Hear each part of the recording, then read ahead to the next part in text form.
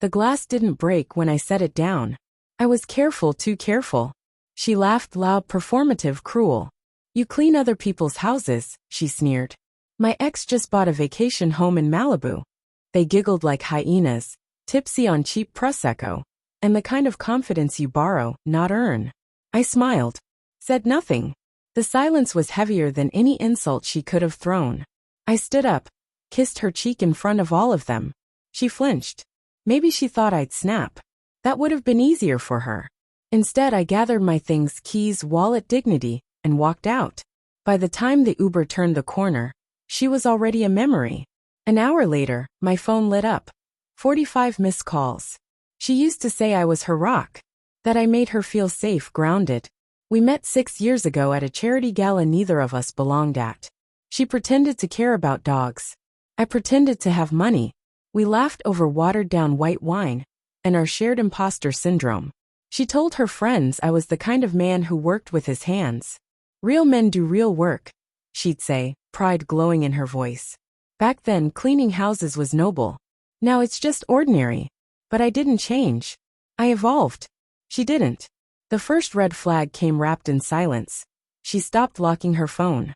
Not because she trusted me, but because she no longer cared if I looked. That's not kindness. That's carelessness. Then there was the perfume. It wasn't hers, I'd know. I wash her sheets. I know every scent that clings to her like a second skin. This one didn't belong.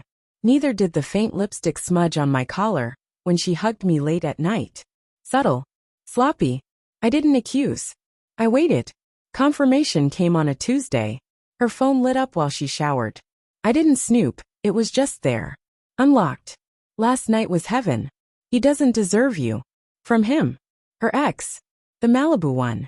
I didn't feel rage. I felt cold. Clear. You don't confront a snake while it coils. You wait until its mouth opens. Then strike. So I said yes. Yes to every last-minute cleaning job. Yes to every side hustle.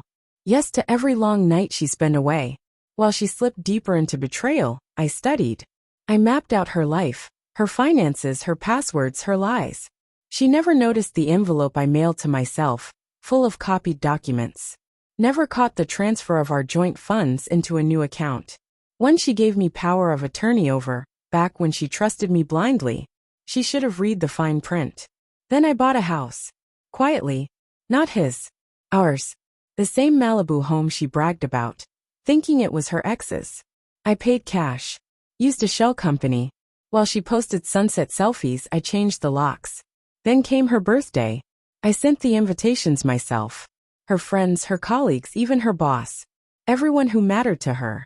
She was radiant that night, floating in a dress I'd bought her years ago, smiling wide enough to hide the rot. Then the projector flickered on. At first it was memories. Us in Greece. Us at the lake. Us laughing in stolen moments. Then came the shift. Screenshots. Texts. Her words. His. Photos of that perfume bottle from his nightstand. A receipt. A GPS ping. Evidence laid bare like a confession. The room went still. She turned to me. Eyes wide. Lips trembling. Mascara fracturing across her face like cracked porcelain. I raised my glass. To the truth. Then I walked out. The aftermath unraveled fast. Her friends. Gone. Her social media. Deleted. Her job. Terminated. After IT found inappropriate usage on her company laptop. He blocked her. She called me. 45 times. I picked up once. I made a mistake, she said, voice soft, rehearsed. No, I replied. You made a choice. Click. A week later, she showed up at my new doorstep.